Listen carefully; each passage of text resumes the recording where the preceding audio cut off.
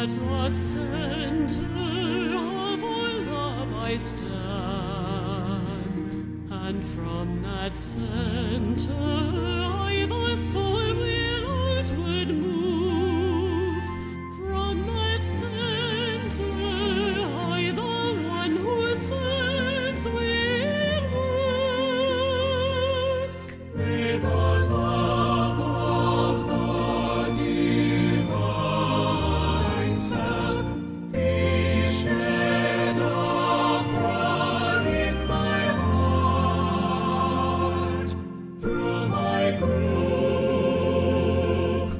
and throughout the world. May the love of the divine self be shed abroad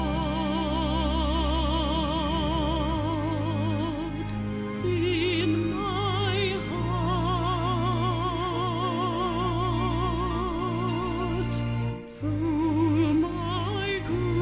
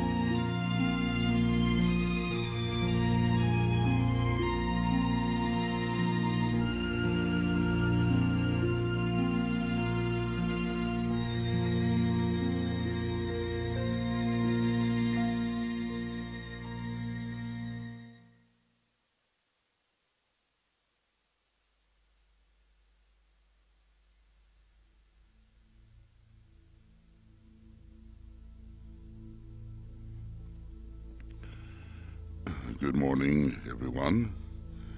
This is Michael, and welcome to our Ask program.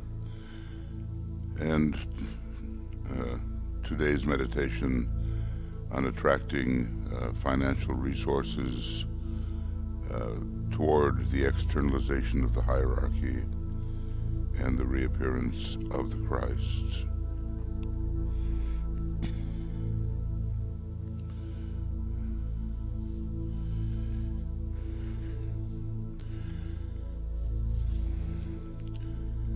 Now I have some readings to do from various books. This one, this little section is from the externalization of the hierarchy, beginning on page 645, and we're dealing with that aspect of divinity which has to do with money and finance, and that's the third ray. The energy of active intelligence, or sometimes called creative intelligence, or simply activity. This third type of energy is the easiest one for modern humanity to receive, which is perhaps a sad commentary on man's aspirations. The proof of this lies in the fact that much of this type of energy, through the selfish perception and desires of mankind, has been crystallized into money. Human intelligence has served on the side of materialism and not on the side of spiritual values. So as the third ray ashram begins to precipitate more and more of these people who understand money in a very direct way, have to turn their attention to supporting the spiritual values, the values that really elevate humanity rather than the attempt simply to get more and more of this symbol for themselves. This will happen. The third ray is connected also with the sign Aquarius, which will be prominent during the next 2,000 or so years. So it will come about. The Tibetan goes on. Money is the concretized expression of the third type of spiritual energy. This particular expression appeared first in the ancient and equally materialistic system of barter and exchange. Then, in later civilizations, predominantly including ours, we have the appearance of money, made first from the products of the mineral kingdom, and then later came paper money made from the products of the vegetable kingdom, and now, of course, we have, which was not the case when this was written, we have the electronic money. It's simply the registration of numbers and transferred back and forth. The Tibetan warned us, I will say, that if we could not handle the money problem, that money would be removed. He did not say what would take its place, whether some system, again, of barter and exchange, he just didn't say. But he warned us about this. So we have to, as students of esotericism, we have to develop an entirely new relation to money and see it as part of a creative potential to manifest on earth that for which the divine plan calls. In any case, paper money came about from the products of the vegetable kingdom. He goes on, this has culminated in the modern preoccupation with money. And of course, the issue, may I say, of distribution is really before humanity right now, and great disparities exist between those who have and those who have not, and we have a global situation which is not really tolerable, as so many people are terribly disadvantaged, and certain people have far more than they can ever spend or work with.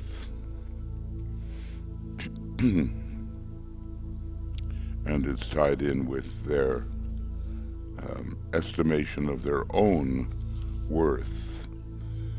We even have the statement, what are you worth? Well, what is he worth? What is she worth? And it's put not in terms of spiritual values and abilities, but in terms of money. So there's been a real corruption and a descent of the factor of valuation towards this symbol.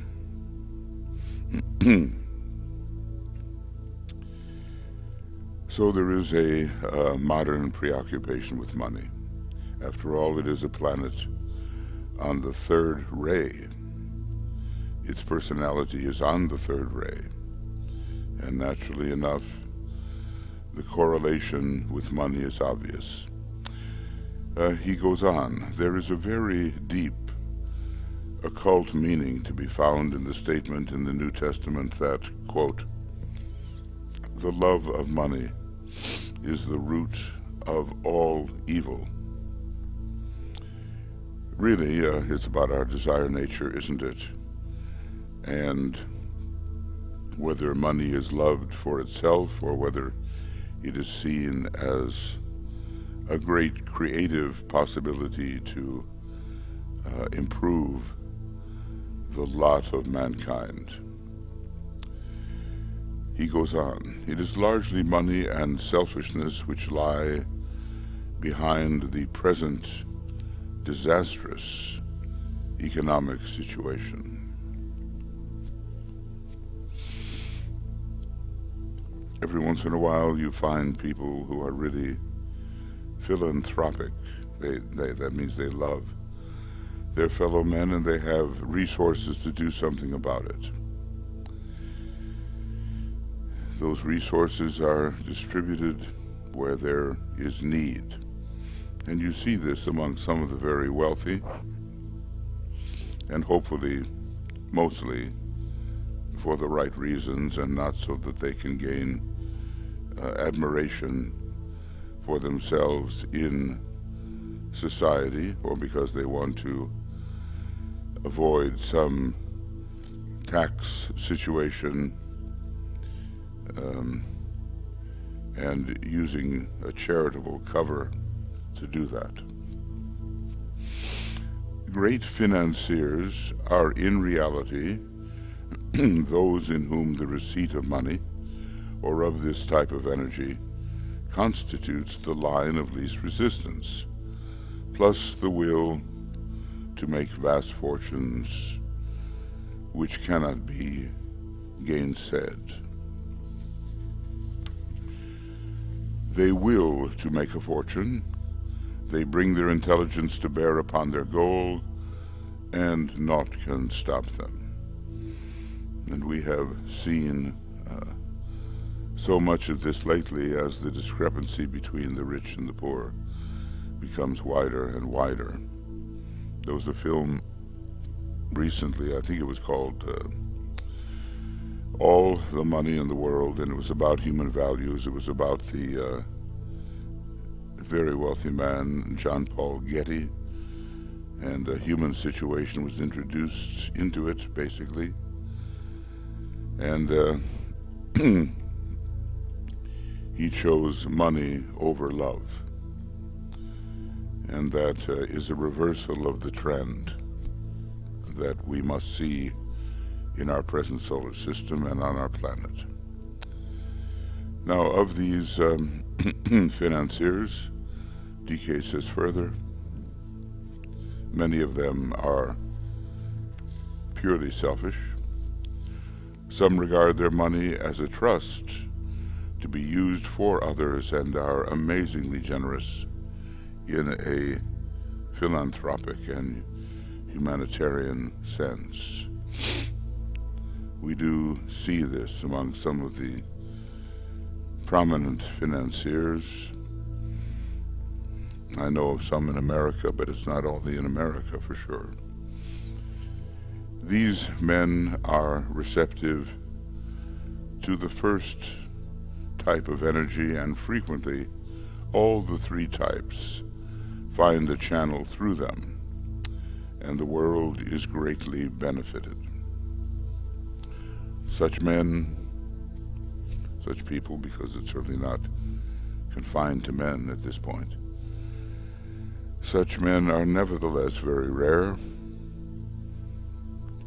It still remains for the crystallized aspect of this third energy, money, to be used on a large scale for the furtherance of the work of the hierarchy. Now that's what we're doing. We're really concentrating on that. That's such an important statement. I'll repeat it. It still remains for the crystallized aspect of this third energy, money, to be used on a large scale for the furtherance of the work of the hierarchy. It is at this point and in connection with money that the great test of goodwill should demonstrate. That those are the readings for this morning. Maybe in the Tibetan work there's not so many readings available, but there is a very good chapter in the problems of humanity on capital and labor, and looking at where these two groups of people originate and how they should be relating to each other. So maybe we'll undertake that at some point here. A new type of fairness has to come in, and the meeting of the needs of people, not necessarily desires, which can have nothing to do with need, but the meeting of needs of every human being on this planet is a great requirement. And I think we'll wake up to the fact that in the brotherhood, sisterhood of humanity, we cannot afford to let any human being suffer for lack of the basic necessities, the result of which will be, if these necessities are met, that they will be able to contribute their aspect of the will of God to the manifestation of the divine plan. Otherwise, they are stopped, they are stifled. So we have to meditate on our attitude toward money and remember the story of the widow's mite with Christ in the temple with his disciples, seeing the widow give everything she had, as small as it was, and the Pharisee give a lot more, but it was just a giving that did not touch his abundant resources. Now we're going to undertake the meditation, assuming our responsibility. He certainly wants us to distribute the great invocation continuously and emphasize World Invocation Day.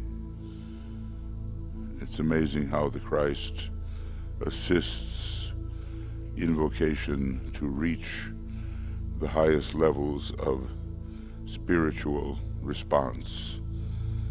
I was just reading yesterday, doing some work in externalization of the hierarchy, how basically the Christ facilitated the rising of humanity's invocation during a critical period of the Great War, when it began to look as if humanity would go down.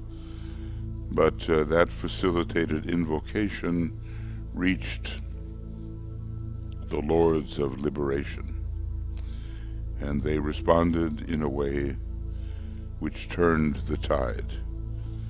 And without the Christ, what would we have done? So that was certainly part of his saving function. his saving responsibility that he took upon himself, and no one would know about this if not for the Tibetan sharing the information with us. So the use of money for spiritual purposes, it requires sacrifice. And he says this thing that many church people cannot imagine, that even the hierarchy works through normal channels and needs money, and even the Christ has need of financial resources in order to reach the needy sons of men. So I ask for your aid, he says, and I await your decision.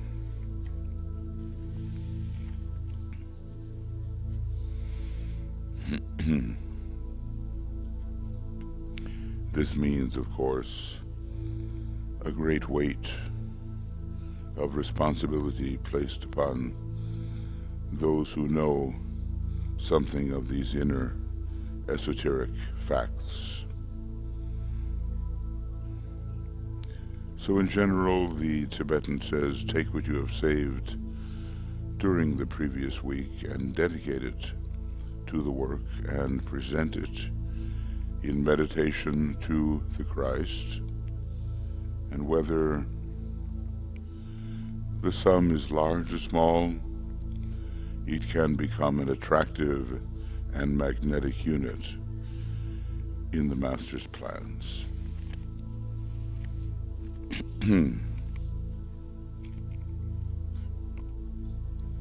So we will begin.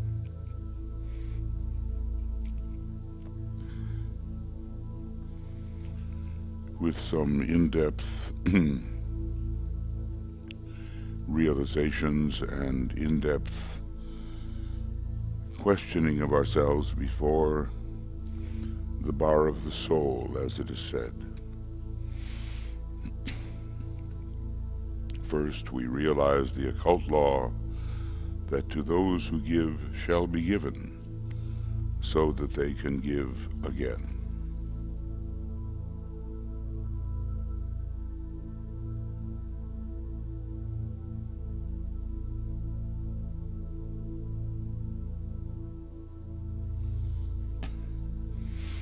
And we can carry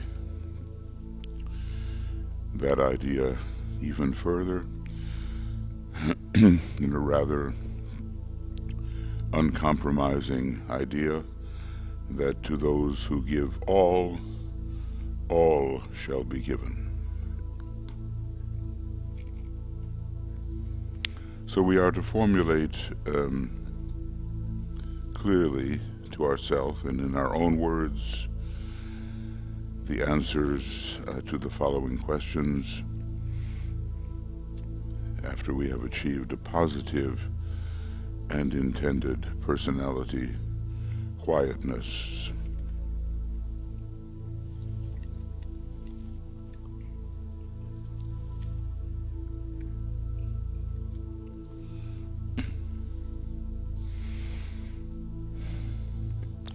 The first question.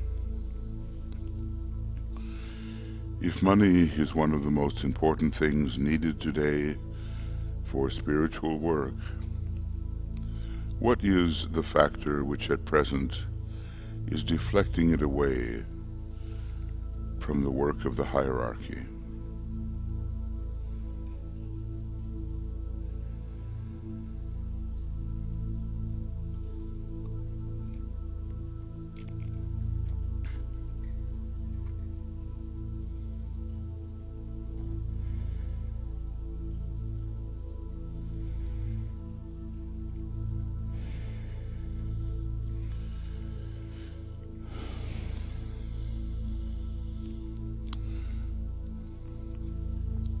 What is my personal attitude towards money?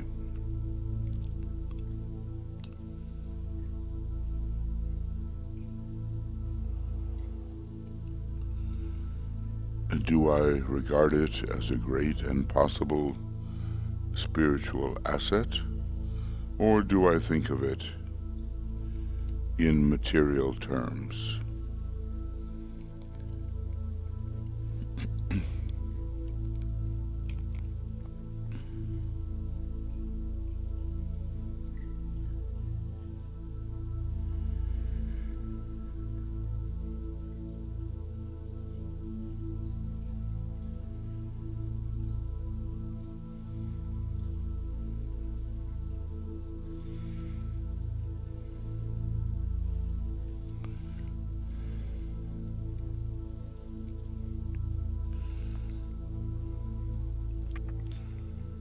What is my personal responsibility in regard to money which passes through my hands?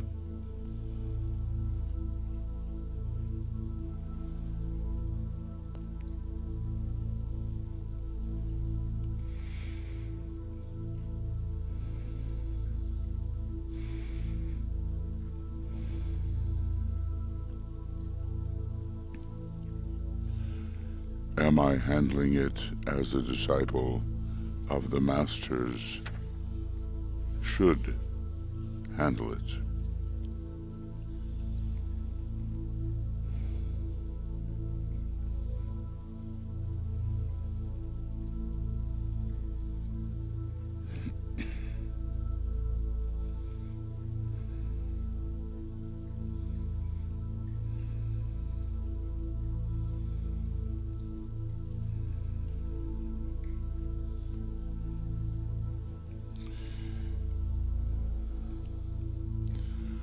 So we have to be, truthful with ourselves, and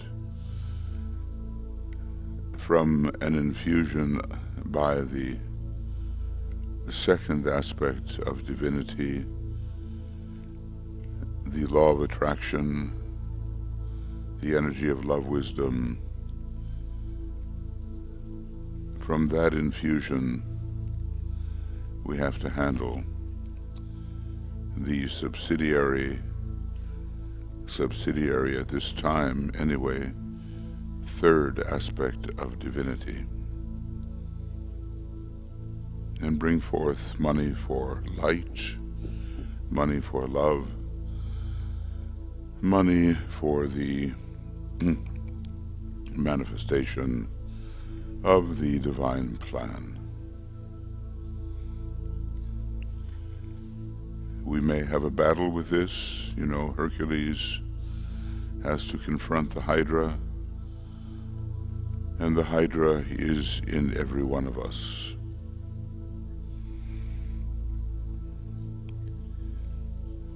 Eventually, from an intuitive perspective, which is achieved by lifting the Hydra into the air of intuition, we see things as they are.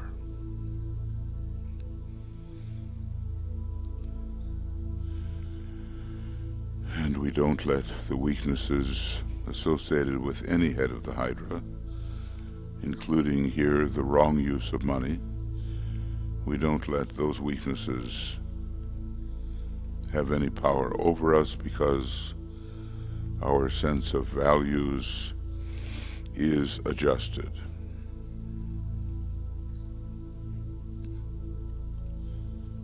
And this is certainly possible. Some of the great masters have been extremely wealthy because they gave everything, and they could be trusted to handle the bounty which comes with complete unselfishness. That lies ahead of us, of course, but we have to know the principles.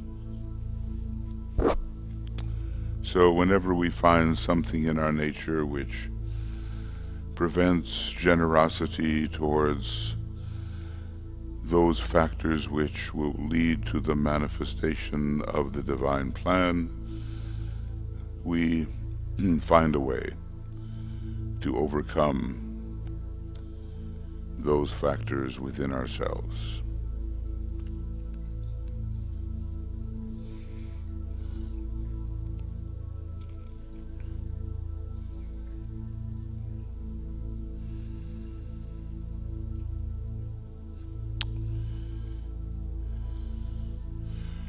we ponder on the redemption of humanity through the right use of money.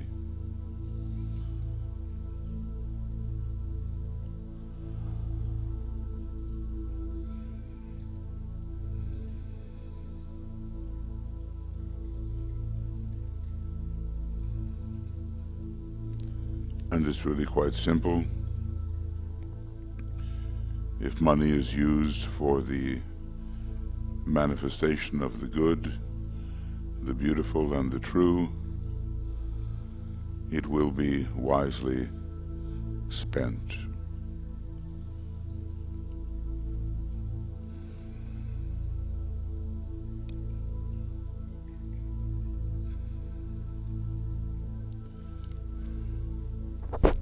But at present,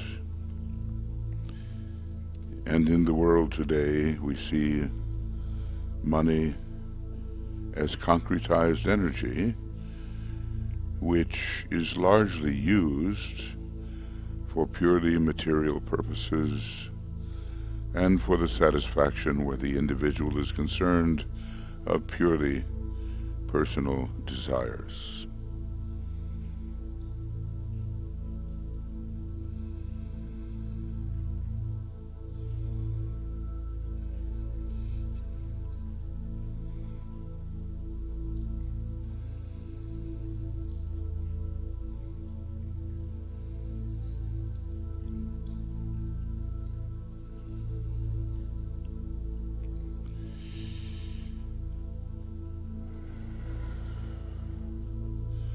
We may have come a long way since Atlantis, when heights of luxury were commonplace, and such luxury as would be inconceivable to us today. But still, we find that money is directed towards the material stream and reinforces materialism, but instead it can be another way. Visualize money as a great stream of flowing golden substance, passing out of the control of the forces of materialism into the control of the forces of light.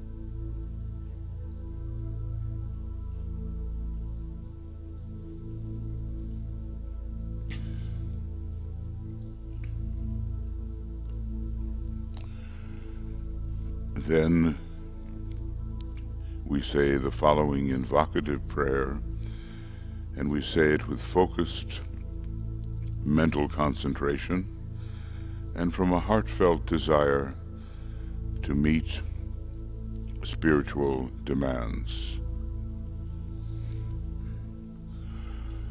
O Thou, in whom we live and move and have our being, the power that can make all things new,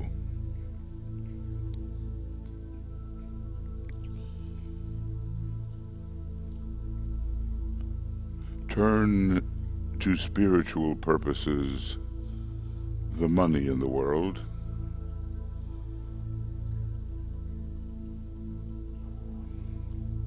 touch the hearts of men everywhere, so that they may give to the work of the hierarchy that which has hitherto been given to material satisfaction.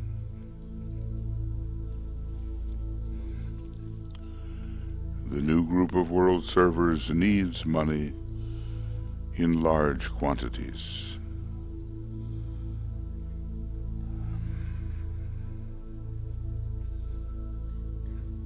I ask that the needed vast sums may be made available.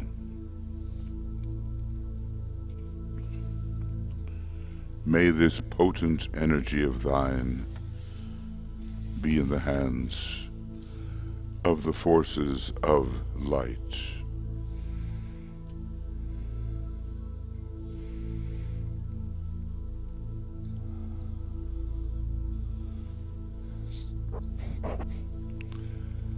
And of course, when the values of the human race change from materialistic to spiritual,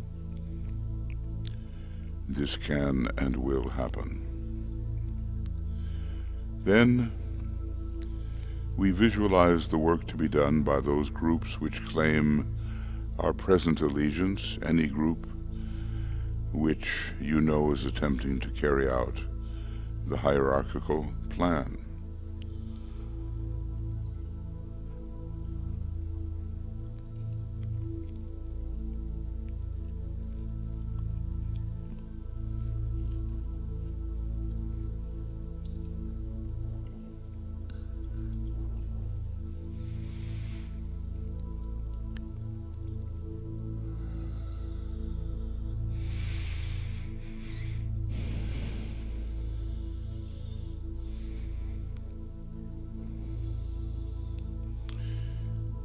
And through the creative imagination and by an act of the will, see untold and unlimited sums of money pouring into the hands of those who seek to do the Master's work.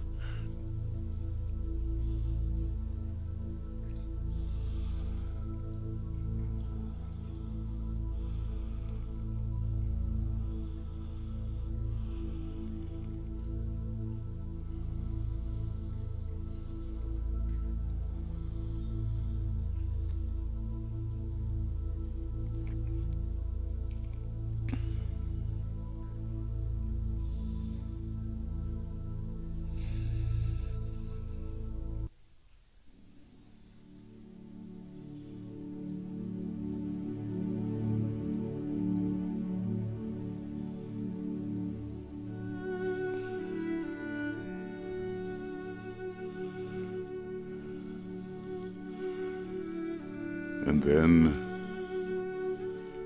we say, with conviction and emphasis, He for whom the whole world waits has said that whatsoever shall be asked in His name,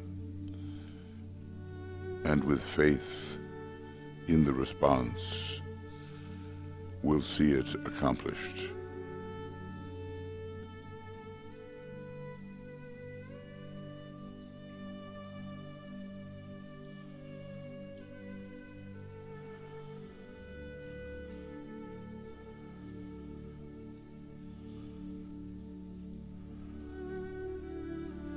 And we remember at the same time that faith is the substance of things hoped for and the evidence of things not seen.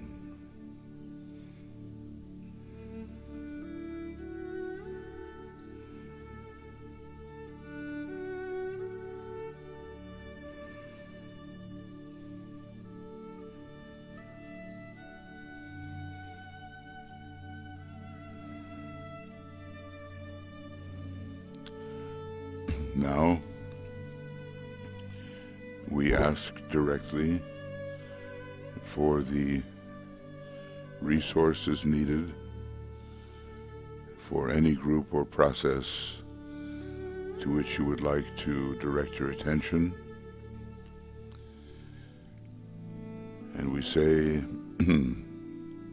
I ask for the needed money for, and we fill in the group or the project. I ask for the needed money for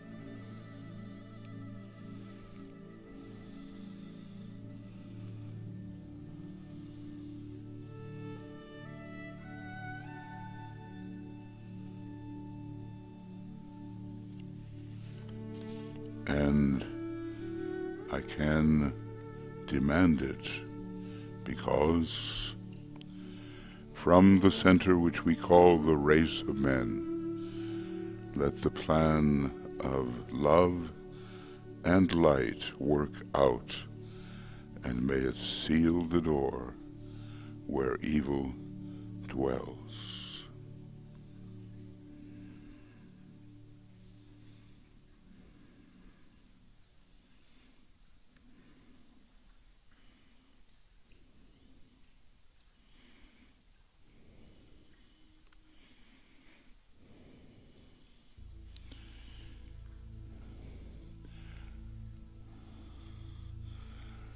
So in your creative imagination, prepare to give your offering to the Christ, to those who attempt to do the work of the Christ and his hierarchy.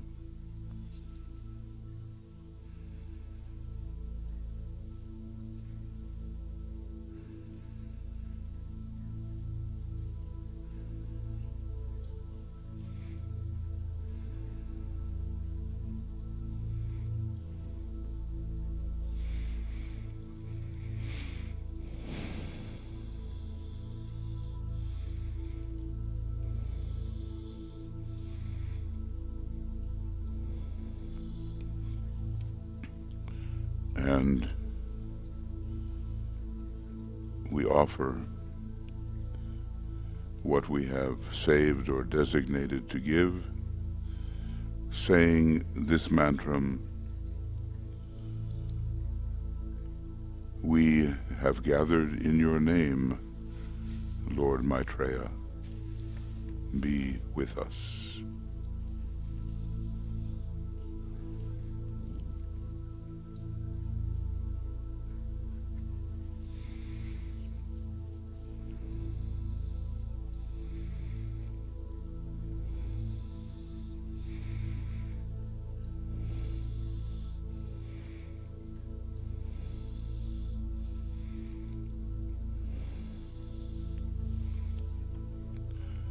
And we close with a careful consideration of our responsibility,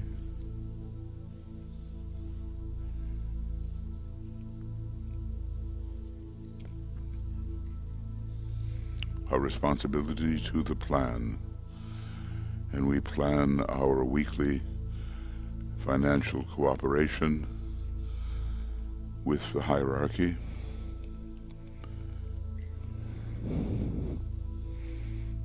And the Tibetan says to us, be practical and realistic, and know that if you do not give, you may not ask, for you have no right to evoke that which you do not share.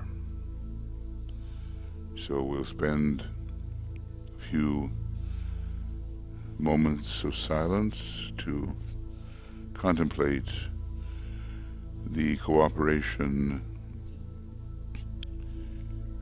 with the hierarchy which we can offer.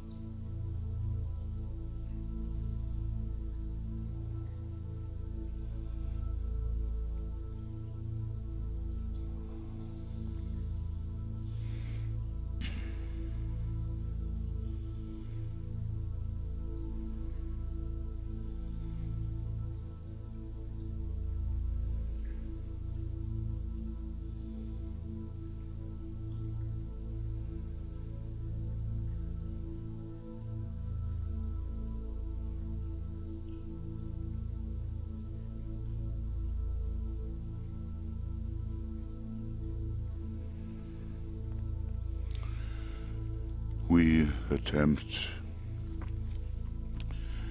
to feel true love sweeping through us, and we have the fixed intention to express this love to all whom we may contact. It is the great attractive and selfless agent in world affairs.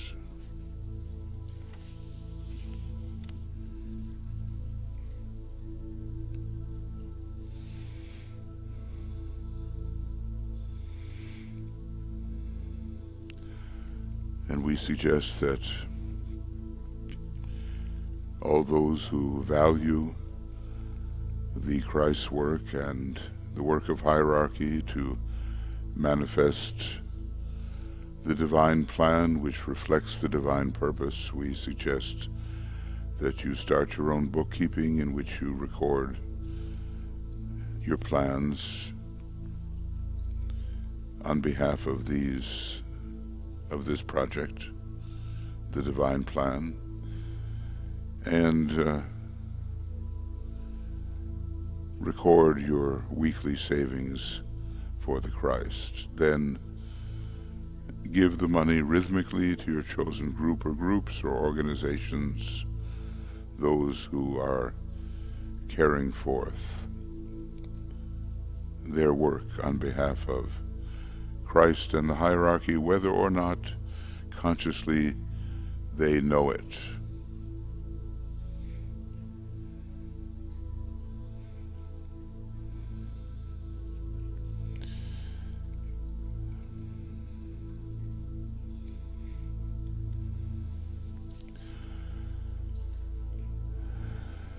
Let us sound the Om 3 times, precipitating love wisdom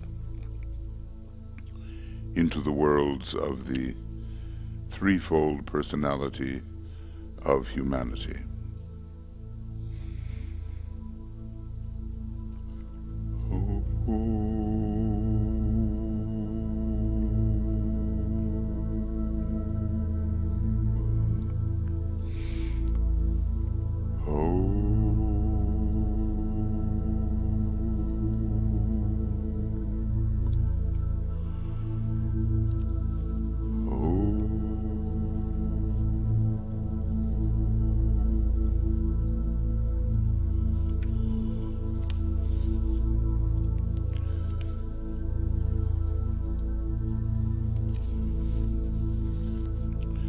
Thank you, friends, for attending this meditation.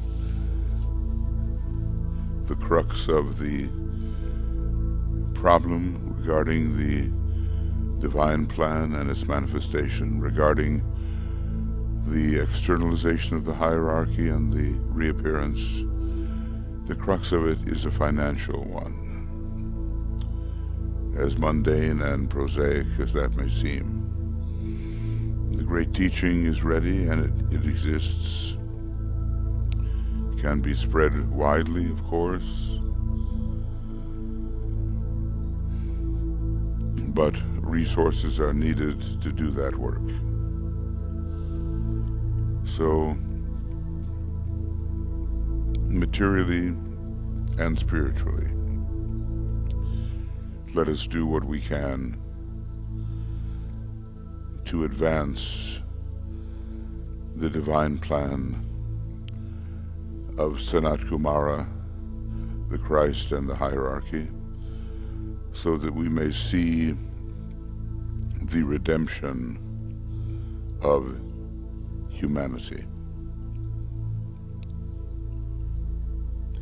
We begin again on Wednesday, and we'll have the evening schedule, but in the morning we'll have the Science of Triangles webinar, and in the evening the broadcast for triangles, the normal meditation. So have a beautiful day or night or whatever time it is for you, and we'll go forward with our work of invoking that which is needed.